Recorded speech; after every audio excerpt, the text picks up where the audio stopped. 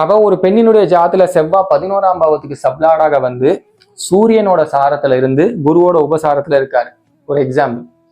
இப்ப இந்த இடத்துல வரக்கூடிய கணவர் எப்படி இருப்பாரு? அதுதான் எல்லா பெண்ணும் எக்ஸ்பெக்டேஷனே அதுதான்.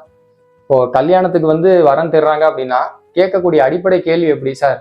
எனக்கு வந்து நான் வந்து 5 அடி இருக்கேன் சார்.